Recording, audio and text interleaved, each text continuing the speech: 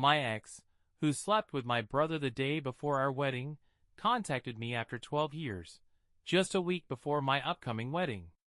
This time, I want to share the full story. I'm 38, and in a week, I'll marry my wonderful fiancée, who is 35. We've been together for 4 years, and she's my true soulmate. 12 years ago, I almost married my ex-girlfriend, who is also now 38. She was my high school sweetheart, and we were together for nearly 10 years. We even lived together for 5 years, and I was absolutely sure I wanted to marry her. Judging by her actions, she seemed to want the same. My family loved her, so they were thrilled when I announced our engagement.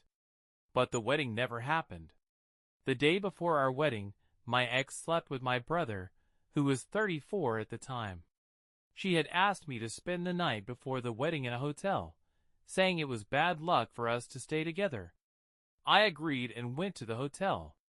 Unfortunately, or perhaps fortunately, I forgot my shoes at home and had to return a few hours later. When I got home, I noticed the living room lights were off, which was strange since my ex hated staying in the dark. As I opened the door, I saw the worst scene of my life, my ex in bed with my younger brother. They were so engrossed that they didn't even notice me at first. A few seconds later, they realized I was there, but I froze, unable to move or speak. In an instant, my world collapsed. As soon as I grasped what had happened, I ran out of the room while my ex shouted after me. I went back to the hotel in a panic, refusing to believe what I had just seen. The wedding was supposed to take place the next day. It was madness.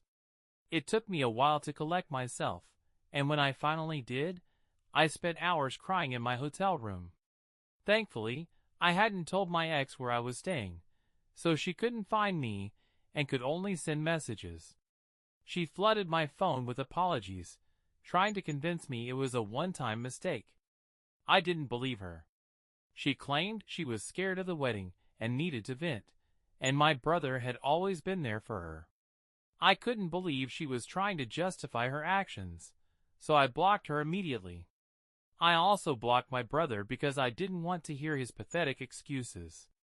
It took time, but I pulled myself together. The first thing I did was cancel all the wedding preparations, regardless of the money I'd lose.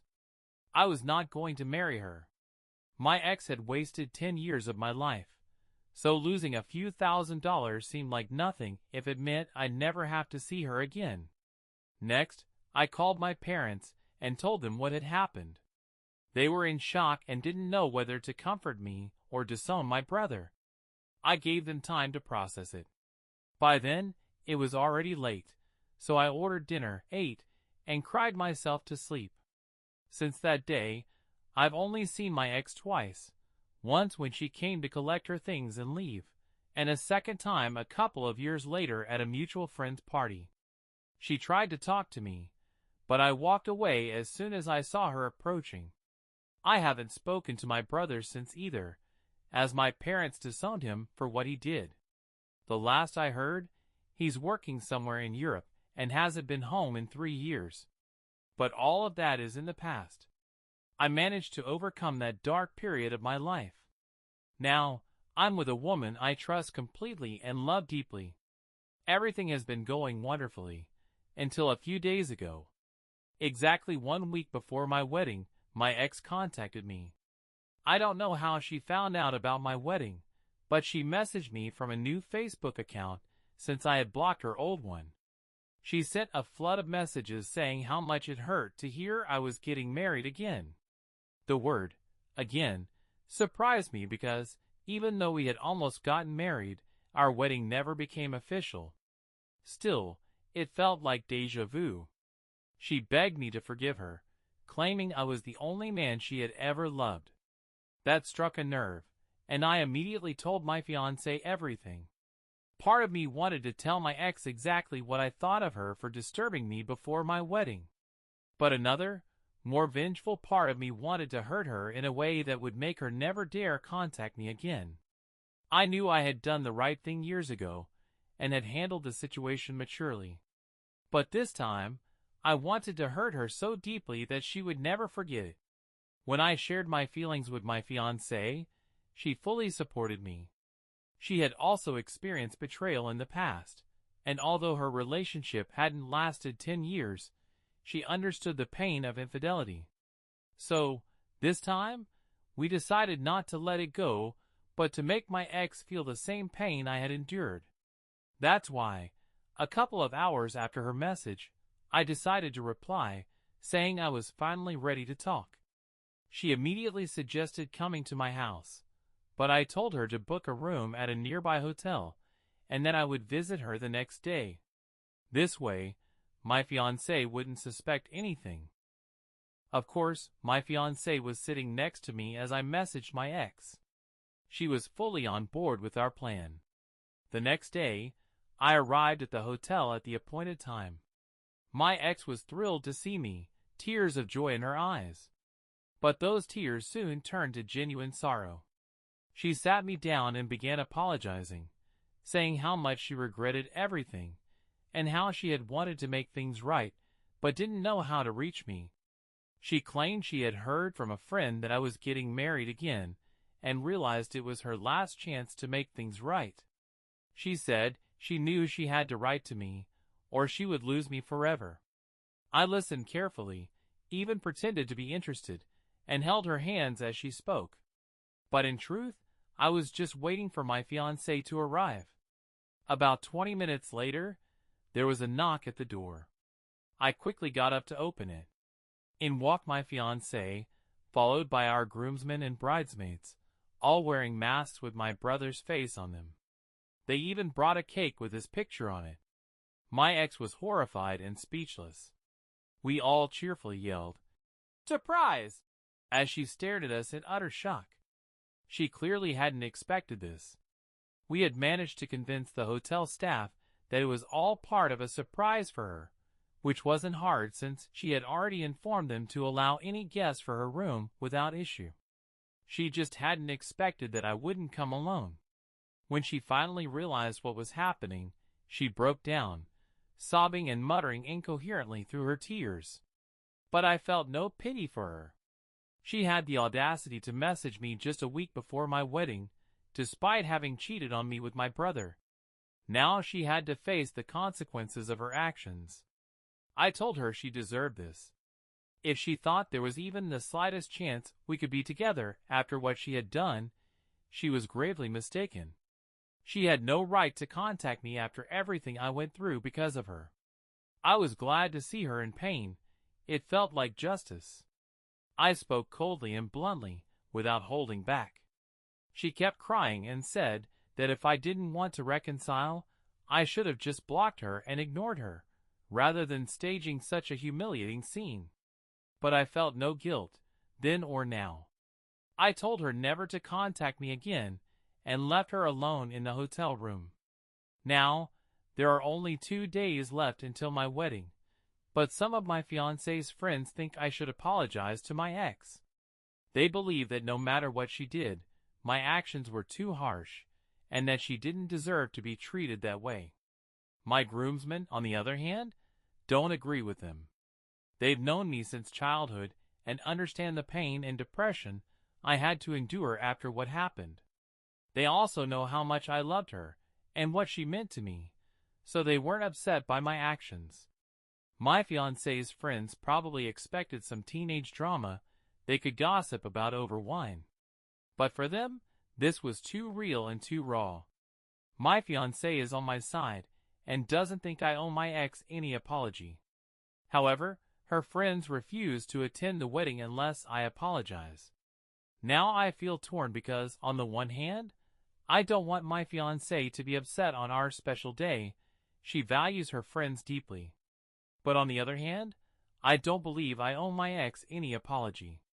She could have stayed out of my life, and none of this would have happened.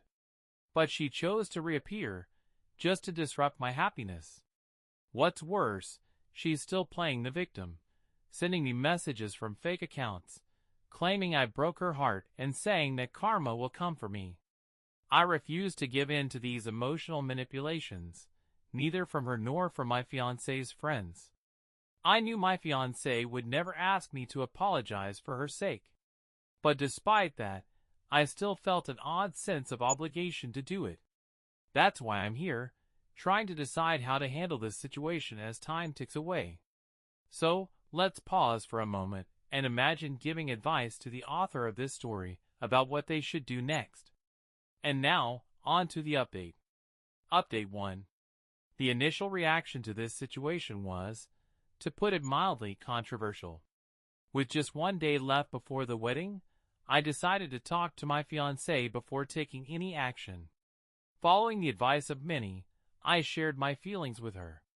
She immediately told me I absolutely didn't have to apologize to my ex just because her friends thought I should.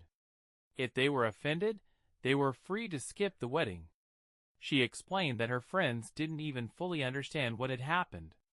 Most of them thought I'd gone too far, even after she told them we had been together for 10 years, and that my ex had cheated on me with my brother. But her friends still believed I should apologize. Eventually, my fiancée gave up trying to explain things to them. She told them they didn't have to attend the wedding if they didn't want to. She hadn't spoken to her friends all day, and it seemed they genuinely weren't planning to come. One of them even returned the money for the bridesmaid's dress my fiancé had bought for her. My fiancé is trying to stay strong for me, but I know it hurts her. These women have been her friends since high school. She says it doesn't matter, but I can tell it does. That's why I decided to reach out to her friends myself and try to change their minds. As for my ex, she's still a thorn in my side. A few hours ago, she managed to call me and spent 15 minutes trying to convince me that I still loved her, but I was too proud to admit it. Her reasoning? She thinks that because I put so much effort into humiliating her, it means I still have feelings for her. She's right, I do have feelings. Hatred and disgust. For some reason, she's convinced I wanted to see her one last time, which is why I held her hands during our conversation. But honestly, I only did that to maximize the shock value. I literally laughed in her face, hoping she'd get the hint. But she kept rambling on about how we're soulmates, and how I needed to cancel the wedding before making a huge mistake. The only reason I still listen to her nonsense is my fear that she might do something drastic to herself.